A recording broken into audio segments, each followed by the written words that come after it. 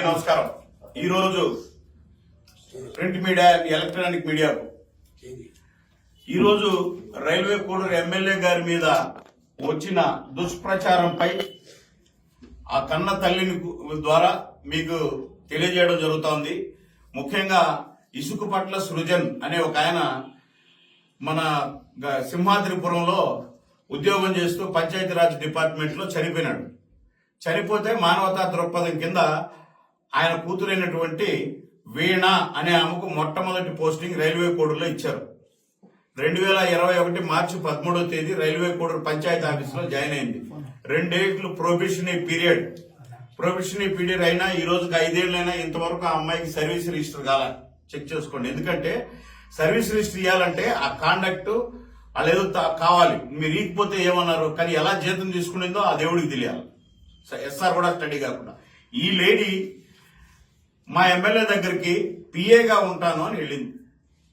ఆ రోజే మేము ఇదే సినిమా కాదు, ఎవరు ఆడవాళ్ళు అర్ధరాత్రులు అపరాత్రులు వద్దు అని చెప్పి ముఖ్యంగా incharge గారైతే మేమైతేనేమి Janasena party ఖండించాము.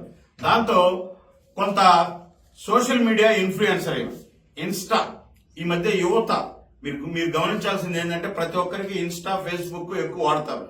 At the same time ఆ ఇన్స్టాలో మా ఎమ్మెల్యే గారికి మెసేజ్లు పెడుతూ యంగెస్ట్ ఎమ్మెల్యే కంగ్రాచులేషన్స్ సార్, మీరు అదే సామాజిక వర్గం ఒకటే.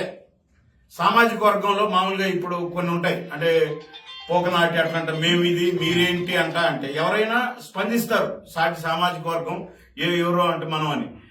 ఈమె ఎమ్మెల్యే గారికి కానీ వాళ్ళ మదర్ వాళ్ళ దగ్గరకు పోయి నేను మిమ్మల్ని మ్యారేజ్ చేసుకోవాలి, నేను శ్రీధర్ని చేసుకోవాలి అని చెప్పి పెళ్లి కానట్లు వాళ్ళ తల్లిదండ్రుల దగ్గర మీకు బంధువులు అవుతామని చెప్పి పోతే వాళ్ళు తీవ్రంగా ఖండించి పంపించారు. ఆ రోజు నుంచి శ్రీధర్తో చాటింగ్ చేస్తూనే వీళ్లతో విపరీతంగా ఫోన్లు చేస్తూ కొంచెం టార్చర్ పెట్టేది. ఎటువంటి టార్చర్ అంటే అటువంటి టార్చర్. ఆమె నేను హిస్టరీ చెప్పను కానీ ఆమె ఈ విషయం తెలిసినాక మా బాధ్యతగా తీసుకొని నేను ఒకసారి ఆమెకు ఫోన్ చేశాను.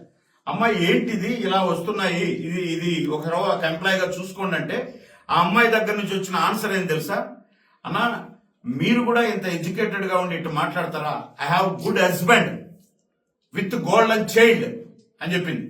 నాకు ఒక మంచి భర్త ఉన్నారు. ఎవరంటే అమ్మమ్మ సారీ అమ్మ బయట మాట్లాడుకుంటున్నారు కాబట్టి చెప్పాను, అలా కాదు అని చెప్పి ఒక ఆడబిడ్డగా చెప్పాను.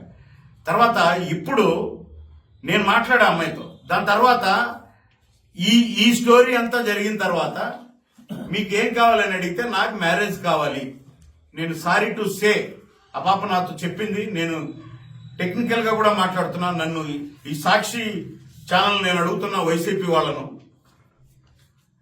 ఆ పాప చెప్పిన ఆడియోలు ఉన్నాయి, వీడియోలు ఉన్నాయి. మీకు దమ్ముంటే ఎవరో నేను చర్చికి రమ్మని మీ ఛానల్కి పిలిచినా వస్తాను, ఏ ఛానల్కి పిలిచినా వస్తాను. సైంటిఫిక్ గా కూడా ఒక గైనకాలజిస్ట్ ని పిలిచి నిరూపించండి. మాతో ఛాలెంజ్లు చేసిన ఆడియోలు మా దగ్గర ఉన్నాయి. మాకు 5, 6 సార్లు 7 సార్లు ఈ సంవత్సరంలో నేను అదే సారీ చెప్తున్నా, ఒక ఆడబిడ్డగా జరిగింది అంటే అది హౌ ఇట్ ఈస్ పాసిబుల్ అని చెప్పి ఇవంతా ఫేక్ డీప్ వీడియో. నేనేం చేస్తానో చూడు, ఒక 100 సార్లు వార్నింగ్ ఇచ్చిన వీడియోలు ఉన్నాయి. ఆయనకు కాకుండా ఆయన స్పందించకపోతే మా అందరికీ నేను ఈ రోజే సాక్షికి పోతా, రేపు అక్కడికి పోతా అని చెప్పి ముందే చెప్పి పోయింది. ఈమె పెట్టిన కేసు రిజిస్టర్ అయింది దాదాపు 5-6 సెక్షన్ల కింద నాన్ బెయిలబుల్ కేసుగా. అలాగే ఒక విలేకరి పెట్టిన ఎఫ్ఐఆర్, ఈ 2 ఎఫ్ఐఆర్లు అయితే ఉద్యోగం ఉండదు. ఒక జర్నలిస్టు శంకర్రాజు అనే వ్యక్తి ఆయన మీద దాడి చేసింది. మీరు ఆయన మీద దాడి చేసినప్పుడు ఆయన మీద వాడిన భాష మీరు చూడండి. ఆయన మీద దాడి చేసినప్పుడు ఆయన వాడిన భాష ఇంటికి పిలిపించి ఒక రౌడీలాగా ఏ స్త్రీ మాట్లాడలేనట్టు బూతులు తిడుతూ ఆయన మీద అటాక్ చేసి కొట్టింది. ఇప్పుడు మళ్ళీ ఏం చేసింది, ఆమె మాట్లాడినటువంటి ఆడియో ఉంది నా దగ్గర. మేము ఏమనుకుంటున్నారు, మీరు డబ్బులు ఇస్తారా లేకుంటే నా దగ్గర కొన్ని ప్రూఫ్స్ ఉన్నాయి, మిమ్మల్ని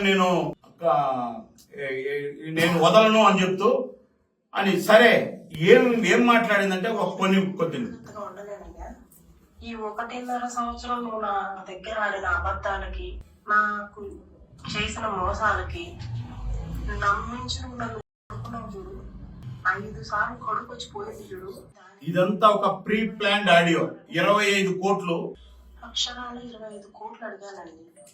ఎందుకంటే ఏం కావాలండి? ఇప్పుడు నేను మిమ్మల్ని అందరినీ చేతులు జోడించి అడుగుతున్నా, అసలు జనసేన పార్టీకి ఏ విధమైనటువంటి సంబంధం లేకుండా ఒక హనీ ట్రాప్ లేడీ 25 కోట్ల రూపాయల కోసం ఒక ట్రాప్ చేసి అతని దగ్గర ఏదో కొన్ని మెసేజ్లు పెట్టించుకొని అతన్ని వీధిలో పెట్టే ప్రయత్నం చేస్తూ అతని ద్వారా ఎవరో ఇవ్వాలని మీరు ఇది మన గౌరవ విలేకరుని మీద దాడి చేసినటువంటి వీడియో. అక్కడ వాడిన భాష మీరందరూ వినండి. అంటే కాబట్టి నేనేం చెప్తున్నానంటే ఈ 2 ఎఫ్ఐఆర్లు ఎప్పుడైనాయో వచ్చేసింది. తర్వాత నేను ఇంకోటి కూడా చెప్పదలుచుకున్నాను మీకు. 2021-22 నుంచి తిరుపతి పట్టణంలో ఆమె ఒక ఇల్లు తీసుకుని ఉంది. నేను పేదరాలను నాకేం తెలియదు అంటుంది కదా. తిరుపతి పట్టణంలో 3 సంవత్సరాల నుంచి ఇల్లు ఉంది. ఈమె చెప్తుంది కదా 1.5 సంవత్సరం నుంచి శ్రీధర్ అని.